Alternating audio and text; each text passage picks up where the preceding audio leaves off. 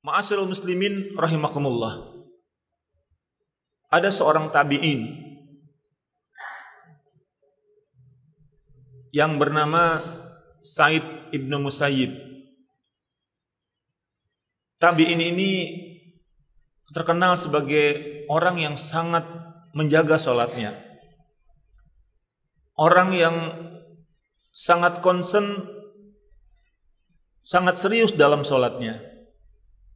Bahkan dalam sebuah riwayat dikatakan Sa'id ibnu Musayyib ini pernah dalam 40 tahun lamanya ketika dia sholat, dia tidak pernah sholat di mana di hadapan dia itu ada punggung orang lain. Artinya dia senantiasa sholat dalam saf yang terdepan. Dia senantiasa sholat 5 waktu secara berjamaah dan berada pada saf yang paling depan. Ini kualitas dari Sa'id ibnu Musayyib.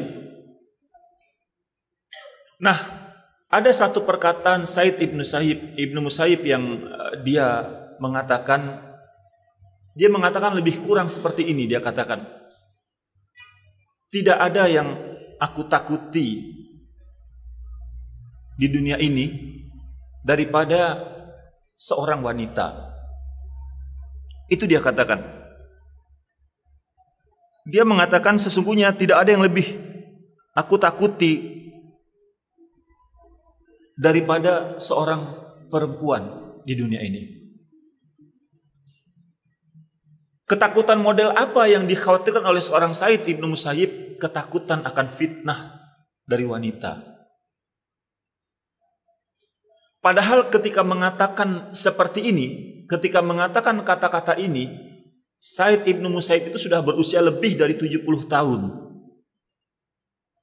Dan dalam kondisi yang seperti itu, satu matanya sudah tidak lagi bisa melihat.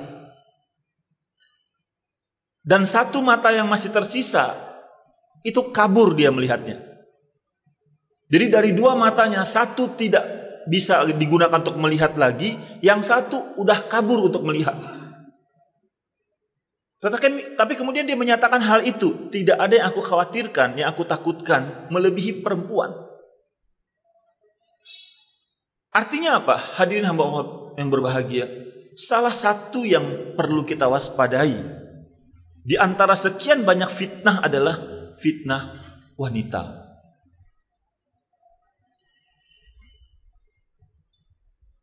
Kenapa kita perlu mewaspadai ini?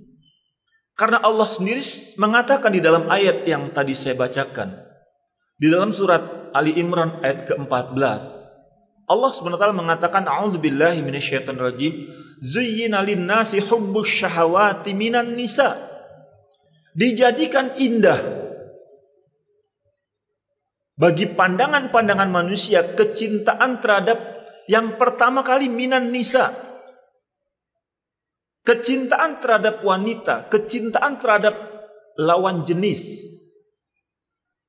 Itu sudah merupakan, menurut salah seorang ulama, dia merupakan sebuah hal yang fitrah. Ketika ada orang yang suka dengan orang yang cantik, maksud saya laki-laki, sesuatu yang fitrah sifatnya, sesuatu yang memang sifatnya zuyyina lin-nasi hubbus syahawat. Kecintaan terhadap syahwat kepada wanita itu sesuatu yang semua orang punya itu. Yang membedakan nanti bagaimana kita mengontrolnya. Tapi kata-kata an-nisa didahulukan daripada anak-anak, daripada harta, daripada yang lain, menunjukkan bahwa memang posisi fitnah ini, posisi godaan ini, posisi kecenderungan dan kesukaan ini sangat besar. Makanya wajar kalau seandainya seorang Sa'id ibnu Musayyib mengatakan, yang paling aku takutkan, tidak ada yang lebih aku takutkan di dunia ini melainkan seorang wanita. Dia khawatir dia terjerumus dalam fitnah wanita. Pernah ditanyakan oleh orang, ya Syekh, siapa juga yang mau kepada engkau? Dan apakah engkau juga masih memiliki ketertarikan kepada wanita dengan usiamu yang sudah renta seperti itu? Tapi itulah yang dia katakan. Saking khawatirnya di usia senja dia, di mana dia tidak lagi menarik buat wanita, dan dia pun tidak lagi terlalu tertarik dengan wanita, tetap dia katakan, tidak ada yang aku lebih takutkan daripada wanita. Ma'asyiral muslimin rahimakumullah. Di media massa, di harian-harian di media sosial, hari-hari ini, belakangan ini banyak kita temukan bagaimana kasus-kasus asusila, bagaimana kasus-kasus pergaulan lawan jenis itu yang terungkap. Suami yang selingkuh dengan wanita lain, istri yang serong dengan laki-laki lain, ada istilah pil, ada istilah will, dan lain sebagainya. Belakangan kita tersentak dengan kasus pembunuhan yang terjadi di Pariaman. Bagaimana seorang penjual gorengan wanita diperkosa dan dibunuh. Ini lagi-lagi mengindikasikan bagaimana fitnah wanita ini memang sangat dahsyat. Ma'asyiral muslimin rahimakumullah. Oleh karena itu memang ujian yang paling berat bagi seorang laki-laki adalah ujian wanita. Dalam banyak kasus seringkali ujian-ujian ini tidak lolos oleh laki-laki. Maka oleh karena itu hadirin hamba Allah berbahagia, salah satu patron, salah satu contoh bagi kita untuk melihat bagaimana tangguhnya pertahanan seorang laki-laki, kita belajar dari kisah Nabi Yusuf alaihissalam. Banyak cerita yang ketika mengungkap kisah-kisah Nabi Yusuf lebih kepada kisah bagaimana dia dianiaya oleh saudara-saudaranya. Bagaimana kisah Nabi Yusuf dari penjara kemudian masuk menjadi seorang raja, sebagai seorang menteri dan raja. Tapi ada sekelebat kisah dari Nabi Yusuf, bagaimana tahannya Nabi Yusuf alaihissalam terhadap godaan wanita. Ma'asyiral muslimin rahimakumullah. Di dalam surat Yusuf di ayat yang ke-23 Allah Subhanahu wa taala berfirman, a'udzubillahi minasyaitonir rajim. Wa rawadathu allati huwa fi baitiha an nafsihi wa ghallaqatil abwab wa qalat haytalak qala ma'adallahi innahu rabbi ahsana mathwaya innahu la yuflihul zalimun. Dan berkatalah Zulaikha, yang waktu itu Nabi Yusuf tinggal di rumah Zulaikha. Kemudian apa yang dilakukan oleh Zulaikha? Wa ghallaqatil abwab, dia tutup pintu-pintu dan jendela. Wa qalat haytalak, dan kemudian Zulaikha merayu dan menyerahkan semuanya kepada Nabi Yusuf. Ma'asyiral muslimin rahimakumullah, lihat dahsyatnya godaan dari Nabi Yusuf. Yang pertama, Zulaikha itu cantik. Yang pertama, Zulaikha itu cantik. Dan saking cantiknya, di ayat setelahnya dikatakan oleh Allah Subhanahu wa taala, Nabi Yusuf pun ada ketertarikan kepada Zulaikha ini. Saking cantiknya, lagi-lagi fitrah. Pertama.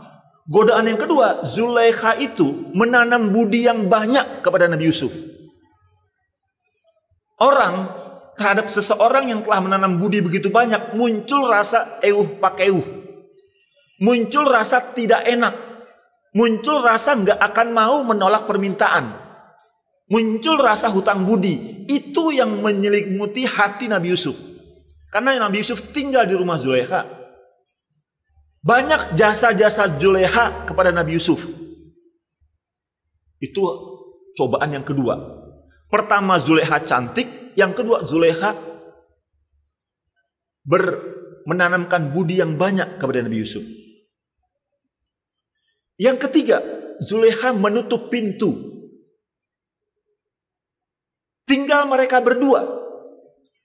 Artinya kemungkinan untuk diketahui oleh orang kecil. Kenapa? Pintu ditutup. Artinya mereka punya sedikit kebebasan. Kenapa? Lagi-lagi tinggal mereka berdua. Pintu ditutup. Cobaan yang keempat adalah Zulaikha merayu Nabi Yusuf. Yang perempuannya lebih agresif, merayu yang laki-lakinya. Merayu Nabi Yusuf. Seorang perempuan cantik yang berbudi, yang menanamkan budi, yang menanamkan jasa. Di tengah pintu yang tertutup mereka berdua saja dan merayu Nabi Yusuf. Bayangkan hantaman-hantaman godaannya. Yang terakhir, waqalat hay talak. Dalam sebuah terjemahan dikatakan hay talak itu artinya sudah menyerahkan semuanya, mau diapakan saja terserah engkau wahai Yusuf. Bayangkan 5 macam bombardir fitnah yang menimpa seorang Nabi Yusuf terhadap fitnah wanita. Di kalangan kita, jangankan wanitanya cantik sekali, kadang-kadang wanita yang mohon maaf tidak terlalu cantik, wanitanya tidak merayu, malah kita yang mohon maaf, malah laki-laki yang kemudian lebih dahulu lebih agresif. Kadang-kadang tidak di tempat yang tertutup, di tempat yang terbuka terang benderang, berboncengan, berdua dan lain sebagainya.